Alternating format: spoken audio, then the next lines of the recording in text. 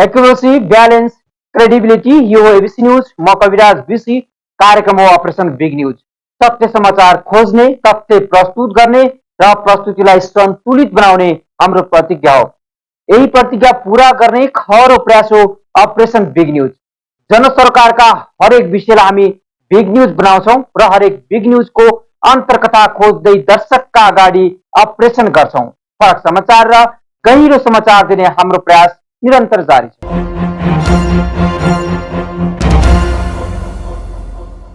दर्शकवृन्द, 5 वर्ष सरकार सञ्चालनको जनताको म्यान्डेट पाएको नेकपा अहिले विभाजनको चरम मोडमा छ। पुस 5 गते सरकारले गरेको प्रतिनिधि सभा विघटन सम्बन्धमा फागुन 11 गते सोमबार सर्वोच्च अदालतले ऐतिहासिक फैसला गर्यो। सर्वोच्चको प्रतिनिधि सभा पुनर्स्थापनाको फैसलासँगै मंगलबार प्रचण्ड नेपाल नेकपाले उपत्यकामा विजय उत्सव पनि मनायो। तर अब यस पश्चात भने मुलुकको राजनीतिक कोर्स कतातिर अघि बढ्ला भन्ने सबैमा उत्सुकता जागेको छ।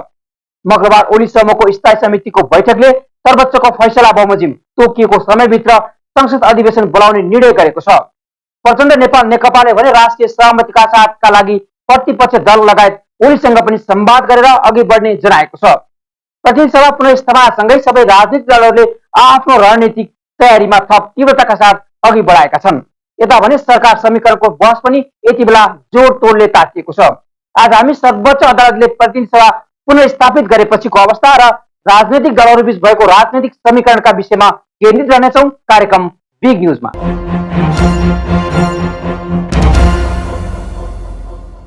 सर्वोच्च अदालतबाट प्रतिनिधि सभा पुनर्स्थापनाको फैसला भएसँगै देशमा नयाँ राजनीतिक समीकरण सुरु भएको छ। प्रधानमन्त्री केपी शर्मा ओली समूहको मंगलबार स्थायी समिति बैठकले सर्वोच्चको निर्णय अनुसार नै तोकिएको समयभित्र संसद अधिवेशन बोलाउने निर्णय गरेको छ।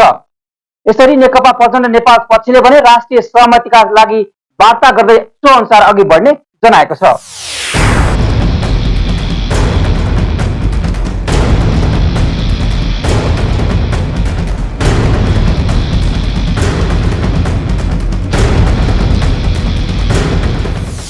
दर्शकवृन्द, सर्वोच्च अदालतले प्रतिनिधि सभा पुनर्स्थापनाको फैसला गरिसकेको छ र आज देशैभरमा संसद पुनर्स्थापनाको फैसला अदालतले गर्यो। यसको उत्सव र्याली देशैभरमा भइरहेको छ र यस पश्चात भने आगामी सरकार आगामी जुन राजनीतिक बाटो छ यो कतातर्फ अगाडि जाला भन्ने विभिन्न प्रश्नहरू खडा भएको छ र सबै सत्तारूढ र प्रतिपक्षी दल लगायत सबै राजनीतिक दलहरूले आफ्नै रणनीतिहरू पनि तयार गरिरहेको अवस्था छ। अब आगामी राजनीतिक गन्तव्य कतातिर जाला भन्ने सन्दर्भमा प्रतिक्रिया लिन गइरहेका छौँ। हाम्रो पार्टीले त केपी ओलीले तत्कालै नैतिक आधारमा राजीनामा दिनु पर्थ्यो भनेर भनिसकेका छौँ। अहिलेसम्म उहाँले दिनुभएको छैन। त्यसो नभएको अवस्थामा पनि अदालतकै फैसला अनुसार अब छिटै प्रतिनिधि सभाको बैठक बस्दैछ र प्रतिनिधि सभाको बैठकबाट संविधान अनुसार नै अरू प्रक्रिया अगाडि बढ्नेछ। अनि पार्टी एकताको विषयमा पनि छलफल भयो। अनि पार्टी एकताको पक्षमा त हामी सधैँ छौँ, हिजो पनि थियौँ। हामीले पार्टी एकता पनि जोगाउने, संविधान र लोकतन्त्रको पक्षमा र जनमुखी विकासको पक्षमा पनि जान पर्यो भनेर बहस गर्दाखेरि ओलीजीले चाहिँ संविधान र लोकतन्त्र पनि हत्या गर्न उद्यत हुनुभयो र पार्टीलाई पनि फुटाउने सोइटाउने गुटवादी प्रयत्न अगाडि बढाउनु भयो। त्यसकारणले हामीले त त्यसको विरोध गरेका हौँ र हामी सबै अहिले पनि हामी पार्टी एकताको पक्षमा छौँ। तर पार्टी एकतालाई प्रहार गर्ने, पार्टी एकतालाई चोइटाउने, गुट र फुटमा रमाउने र त्यस क्रममा संविधान र लोकतन्त्रमाथि पनि आक्रमण गर्ने प्रवृत्तिले आफूलाई आत्मालोचक ढङ्गले र नयाँ रूपमा प्रस्तुत नगरेसम्म त्यो एजेन्डा खाली चाहिँ कुराका कुरा हुन सक्छ।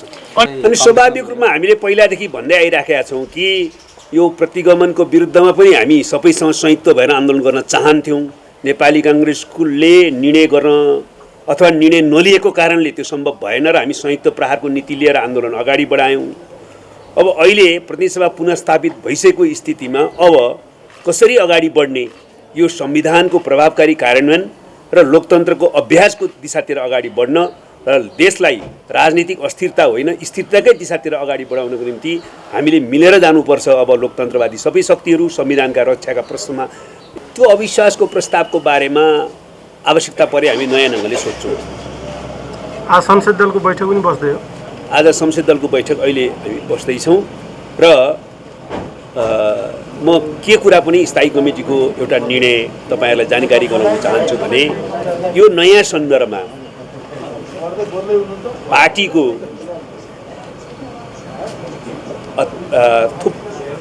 जति कमरेडहरू भ्रममा परेर वा अन्य कारणले फुटपाती गुटमा र प्रतिगामी गुटमा लाग्नु भएको छ, ती सबै साथीहरूलाई मूल पार्टीमा नै फर्केर आफ्नो जिम्मेवारी लिन पनि हामीले आह्वान गर्ने निर्णय गरेका छौँ। तर पनि पार्टीलाई एकताबद्ध बनाएरै लग्न सकियोस् हाम्रो प्रयास जारी छ र त्यो प्रयासको सङ्केत स्वरूप नै हामीले पार्टी एकताबद्ध रहने सन्देश दिने गरी कसैलाई पनि कारबाही नगरेको हो। अब नयाँ ढङ्गले छलफलहरू अगाडि बढ्लान् र त्यसमा खास गरेर अहिले जो साथीहरू बाहिरिनु भएको छ उहाँहरूका ठोस प्रस्तावहरू के हुन्, एकता अमूर्त कुरा त होइन, त्यसका केही मूर्त कुराहरू होलान्।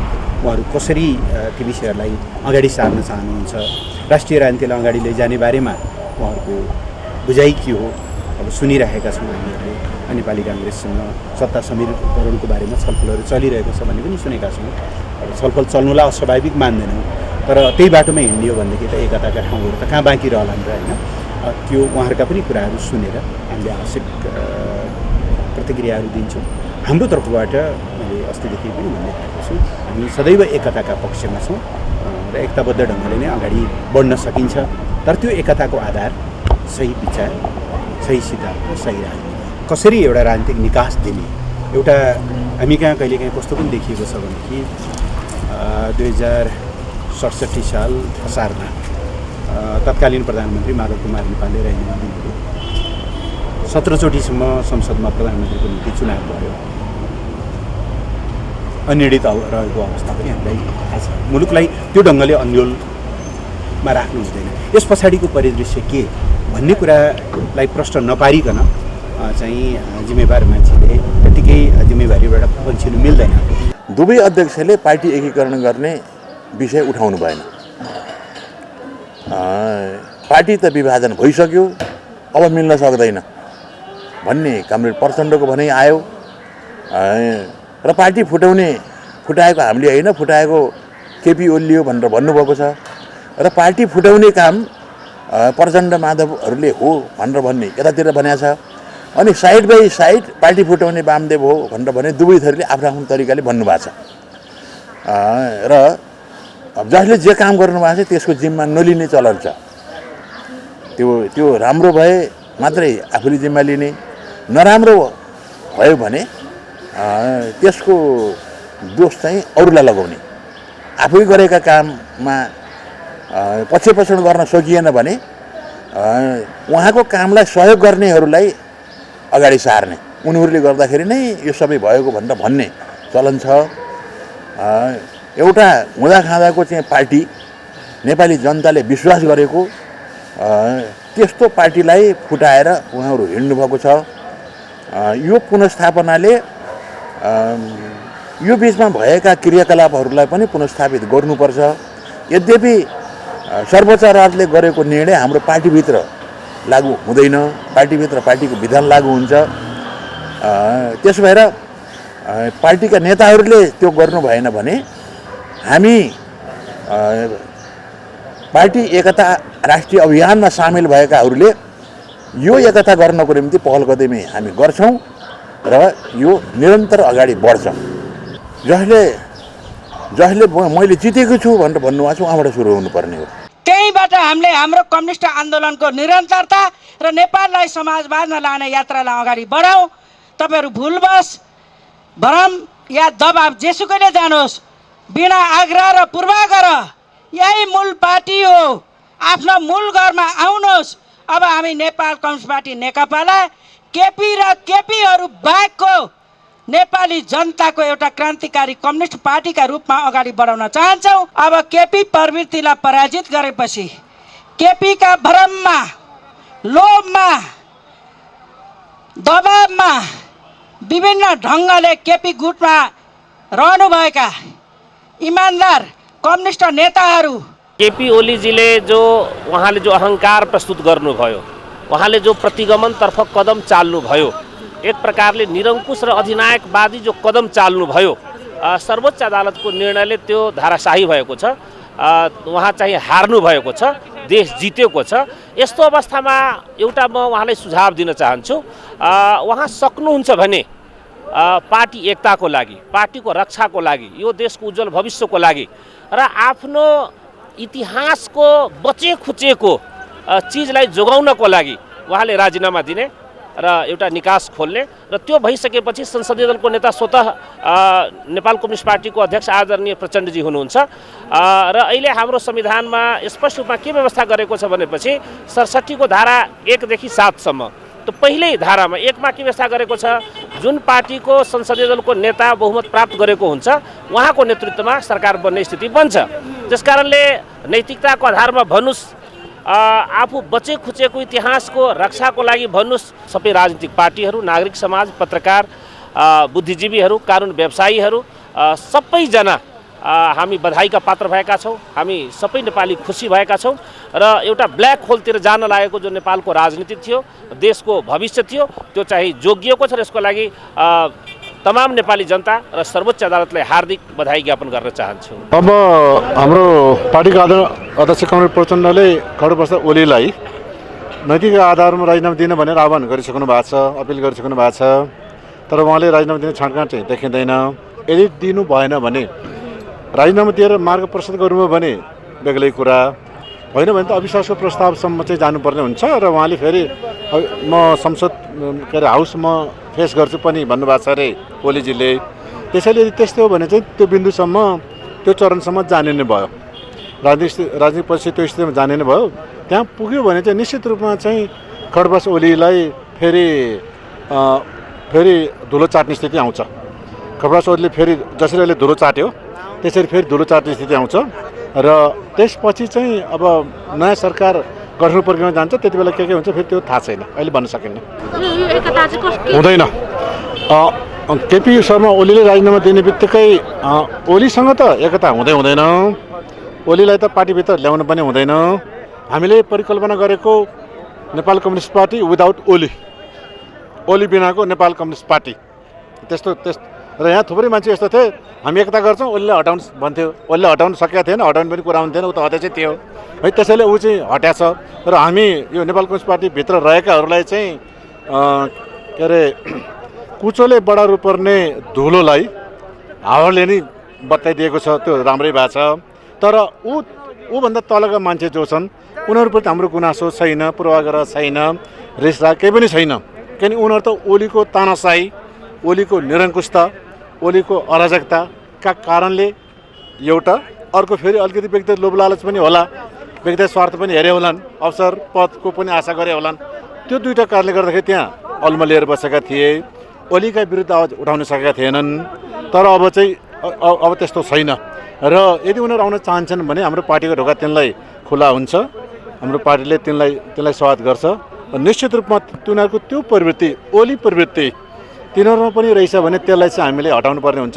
एक प्रकारको रेक्टिफिकेसन, शुद्धिकरणको अभियान चाहिँ चलाउनु पर्ने हुन्छ र त्यसलाई लिएर फेरि अरू समग्र पार्टीलाई एक ढिक्का बनाएर चाहिँ अगाडि बढाउनु पर्ने हुन्छ। ओलीले पार्टी फुटाउन सक्दैनन्, चोइटिएर चाहिँ जान सक्छन् अघि। त्यो दिशामा चाहिँ हामीलाई के आशा छ भन्दाखेरि त्यहाँका साथीहरूले यो कुरालाई महसुस गर्नेछन्, यसलाई आत्मसात गर्नेछन् र सिङ्गो नेपाल कम्युनिस्ट पार्टी नेकपाको मूल प्रभावमा समाहित हुनेछ र यसरी अब निश्चित रूपमा चाहिँ एउटै पार्टीको बहुमत नहुने भएको हुनाले कोअलिसन गभर्मेन्ट नै बन्छ होला। त्यो दिशातर्फ जानका लागि शेरबहादुर देउवाजी पनि आकाङ्क्षी हुनुहोला। यद्यपि नेपाली कङ्ग्रेसको भनाइ चाहिँ अरूको भनाइ के छ भने नेपाली कङ्ग्रेसले सरकारमा जानु हुँदैन, प्रतिपक्षकै भूमिका चाहिँ निर्वाह गर्नुपर्ने हुन्छ भनेर चाहिँ भन्नुभएको हामी चाहिँ ट्याक्सम्म सुन्छौँ अघि। त्यसो हो भने चाहिँ त फेरि एकलौटी जस्तै नै हुन्छ होला हाम्रो पार्टीलाई। तर हाम्रो मात्रै बहुमत नहुने भए हुनाले कोअलिसन गभर्मेन्टको गठन सरकारमा त जानुपर्ने हुन्छ। त्यस्तो अवस्थामा चाहिँ उम्मेदवार अघि मैले भनिहालेँ माधव कुमार कमरेड हुनुहुन्छ र यदि कङ्ग्रेस आउने हो भने पनि म चाहिँ के भन्छु भन्दाखेरि लार्जेस्ट पार्टी त हामी नै हुन्छौँ फेरि। र अब नेकपाभित्र भएका अरू तमाम मान्छेहरू जो नेकपामा हुनुहुन्थ्यो, अब उहाँहरू सबैलाई पार्टीको मूल चाहिँ प्रवाहमा आउनको लागि फेरि बाटो खुलेको छ। हामी आह्वान पनि गर्न चाहन्छौँ, हामी अपिल पनि गर्न चाहन्छौँ र मलाई लाग्छ नेकपाको जुन चाहिँ संसदीय गणित हो त्यस आधारमा नेकपाकै सरकार बन्छ। नेपाल कम्युनिस्ट पार्टी नेकपाकै नेतृत्वमा सरकार बन्छ। केपी ओलीलाई पार्टीको बहुमतले कारबाही गरिसकेको संसद दलको नेताबाट हटाइसकेको हुनाले अब उहाँले जुन प्रतिगमनकारी निर्णय गर्नुभयो संसद विघटनको र त्यो जुन अदालतले खारेज पनि गरिसक्यो, उहाँको कदमलाई गलत पनि भनिसक्यो र उहाँ अब नैतिक हिसाबले त्यो जिम्मेवारीमा रहने एकातर्फ ठाउँ छैन, अर्कोतर्फ पार्टीले पनि उहाँलाई कारबाही गरिसकेको सन्दर्भमा अब नेकपाकै नेतृत्वमा सरकार बन्छ।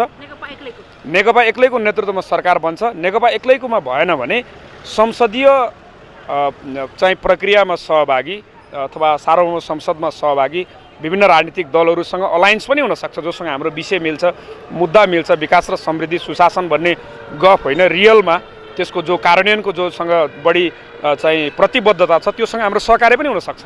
तर मलाई लाग्छ अब केपी ओली यो पार्टीबाट चाहिँ र उहाँ अब हट्नुहुन्छ, नेकपाकै सिङ्गल सरकार बन्छ, बनाउनुपर्छ र अब जो हिजो केपी ओलीको चाहिँ असंवैधानिक कदमलाई साथ दिएर नेकपालाई फुटाउने, विभाजन गर्ने अनि चाहिँ विभिन्न ढङ्गबाट तिगडम गरेर पार्टीको विभाजनको बिउ रोप्नेहरू जति छन् तिनीहरू सबैलाई गल्ती स्वीकार गरेर आत्मालोचना गरेर पार्टीमा फर्किने वातावरण बनाउनुपर्छ, बन्छ। उहाँहरू सबैलाई हामी आह्वान र अपिल पनि गर्न चाहन्छौँ र उहाँहरूले हिजो जसरी गफ गर्दै हुनुहुन्थ्यो आधिकारिकको हो चुनाव चिन्ह कसको हुन्छ, नेकपा फुट्दैन, नेकपा रियलमा फुट्दैन, नेकपा फुट्नलाई 40% पुर्याउनुपर्छ। उहाँहरूसँग अब 40% पुग्ने देखिँदैन। नपुगिसके पछाडि उहाँहरू यही पार्टीमा फर्किनुपर्छ, यही पार्टीमा आउनुपर्छ। उहाँहरूले अब जो चुनाव भन्नुभएको थियो 1 वर्ष पछाडिको स्थानीय चुनाव, 2 वर्ष पछाडिको सङ्घ र प्रदेशको चुनावमा हामीले नै उहाँहरूलाई टिकट दिन्छौँ, हाम्रो चुनाव चिन्ह हामीले नै दिन्छौँ। उहाँहरू नेकपाबाटै चुनाव लड्नुपर्छ। उहाँहरूले अर्को पार्टी खोल्न उहाँहरूसँग 40% पुग्ने स्थिति छैन। त्यसैले अब एकताबद्ध हुन्छ। केपी ओलीले पार्टी एकताबद्ध बनाउन सक्नु भएन, उहाँले फुटको वातावरण तयार गर्नुभयो। अब कमरेड प्रचण्ड र कमरेड माधव नेपालले एकताबद्ध नेपाल कम्युनिस्ट पार्टी नेकपा बनाउनुहुन्छ। उहाँहरूको नेतृत्वमा अरू सबै जो हिजो गलत कदमका पछाडि लाग्नु भएको थियो अब उहाँहरू सबै फर्किनुपर्छ, आउनुपर्छ र यो नै नेकपा अब बलियो र यो नै नेकपा अब चाहिँ आधिकारिक पार्टी मूल प्रवाह यो हुन्छ। हामी कमरेड केपी शर्मा ओली र उहाँका पछि लागेका बाटो बिराएका सबैलाई हामी गल्ती रियलाइज गरेर पार्टीमा फर्किन, मूलधारमा फर्किन, हिजोका चाहिँ कदमहरूलाई स्वीकार गरेर त्यो गलत थियो भनेर पार्टीमा फर्किन हामी आह्वान र अपिल गर्न चाहन्छौँ। र अब फेरि नेपाल कम्युनिस्ट पार्टी नेकपाकै तर्फबाट चाहिँ पार्टीको सरकारको नेतृत्व हुन्छ। हामीले हाम्रो संसद दलको नेता कमरेड प्रचण्डलाई बनाइसकेका छौँ। कमरेड प्रचण्डले म बन्दिनँ भन्नुभयो भने अर्को नेता बन्नुहुन्छ, कमरेड माधव नेपाल बन्नुहुन्छ। उहाँ बन्नु भएन भने पार्टीले निर्णय गरेको अर्को व्यक्ति पार्टीको तर्फबाट प्रधानमन्त्री हुन्छ। केपी ओलीलाई हामी विदा गर्छौँ। उहाँलाई नैतिक हिसाबले पनि त्यहाँ बस्ने अधिकार छैन, पार्टीले पनि कारबाही गरिसकेको छ। त्यस पछाडि उहाँलाई साथ दिने अरू व्यक्ति र अरू प्रक्रियाको सन्दर्भमा पनि पार्टीले निर्णय गर्छ। अब वास्तवमै अहिले हामीले हेर्दाखेरि चाहिँ अब अलिकति यसको विश्लेषण छिटो हुन्छ कि जस्तो लाग्छ मलाई। विशेष गरी अब संसद सुचारू हुने समय नजिकै आउँदैछ। यो बिचमा संसदको अधिवेशन आह्वान भइसके पछाडि प्रधानमन्त्री केपी ओली र उनको समूहद्वारा गरिएका जति पनि एउटा चाहिँ यी परिस्थितिहरू निर्माण भएका थिए यसको समीक्षा होला संसदमा। र सँगसँगै राज्यले चाहेको चाहिँ के हो भने एउटा पार्टीको बहुमतले मात्रै पनि नेपालको अहिलेको विद्यमान समस्या चाहिँ समाधान हुँदैन भन्ने कुरा देखिया छ। त्यसले गर्दाखेरि सकेसम्म नेताहरूले सुझबुझका साथ चाहिँ राष्ट्रिय सहमति निर्माण गर्ने, सकेसम्म सबै पक्षहरूलाई समेटेर राष्ट्रिय सरकारको निर्माण गरेर अगाडि बढ्ने र चाहे नेपाली काङ्ग्रेस हो अथवा जनता समाजवादी पार्टी होस् अथवा अहिलेको प्रतिगमन विरुद्धको नेतृत्व गरेको नेकपा होस्, सबै मिलेर अगाडि बढ्ने खालको चाहिँ एउटा दृष्टिकोण निर्माण गरेर नेताहरू अलिकति खुला ढङ्गले अगाडि बढ्ने र मुलुकलाई चाहिँ निकास दिने दिशामा अग्रसर हुनुपर्छ। र सँगसँगै म के भन्न चाहन्छु भने अब नेताहरूले अलिकति आँट पनि गर्नुपर्छ। यो देशलाई अगाडि बढाउनुको निम्ति प्रत्यक्ष निर्वाचित कार्यकारीको आवश्यकता छ। त्यो दिशातर्फ हामी अगाडि बढ्नुपर्छ। संविधानलाई संशोधन गरेर भए पनि हामी त्यो दिशामा अग्रसर हुन सक्यौँ भने यी नेताहरूले पनि जनताको हाई पाउनेछन्। नभएदेखि फेरि अर्को केपी ओली जन्मने सम्भावना यो मुलुकमा यथावत रहन सक्छ। अब सङ्कटकालको विषयमा कतिपय आकलनहरू नभएका पनि होइनन्। मलाई के लाग्छ भने अहिले त्यो परिस्थिति छैन, किनभने सङ्कटकाल लाउनको निम्ति एउटा त मुलुकमा त्यो खालको अवस्था सिर्जना हुनुपर्छ। फेरि पनि केपी ओलीका विरुद्धमा हिजो लाखौँ जनता सडकमा आथे भने अब करोडौँ जनताहरू सडकमा आउन सक्ने सम्भावना रहन सक्छ। त्यसले गर्दाखेरि सङ्कटकालको कुनै चाहिँ गुन्जायस हामी देख्दैनौँ, किनभने सङ्कटकाल लगाउनुको निम्ति सुरक्षा निकायहरू पनि तयार हुनुपर्छ। अहिलेको सुरक्षा निकायहरू एउटा नेपाली सेना लगायतको जुन शक्ति छ उनीहरू पनि लोकतन्त्रको पक्षमा छन् भन्ने कुरा त बारम्बार हामीले देखिरहेका छौँ। हिजोको 62-63 को जनआन्दोलनको समयमा समेत नेपाली सेनाले चाहिँ एउटा अग्रगमनको साथ दिएको नेपाली सेना अब फेरि प्रतिगमनतर्फ अग्रसर होला भन्ने हामीलाई लागेको छैन। त्यस कारणले गर्दा सङ्कटकालको सम्भावना छैन। संसदमा यदि राजीनामा नै त्योभन्दा अगाडि आएन भने पनि संसदमा अविश्वासको प्रस्ताव दर्ता गरेर केपी ओलीलाई त्यहाँबाट बाहिर निकाल्ने खालको चाहिँ सम्भावना हामीले देखेका छौँ।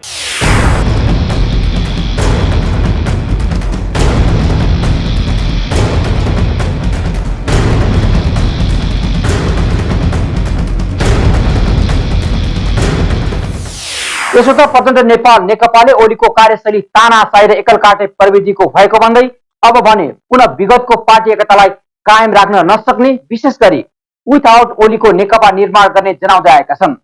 मंगलबारको प्रचण्ड नेपाल नेकपाको स्थायी समितिको बैठकमा नेकपा प्रवक्ता नारायण काजी श्रेष्ठले थोरै भए पनि मूल घरमा फर्कन र आफ्नो जिम्मेवारी सम्हाल्न गरेको आह्वानले नेकपा एकता पुनः जोगिन्छ कि भन्ने झिनो आशा पलाएको छ। यसो त ओली समूहका प्रवक्ता प्रदीप कुमार ग्यावलले पनि आफूहरू कहिले पनि पार्टी एकताको विपक्षमा नरहेको पुनः दोहोऱ्याएका छन्।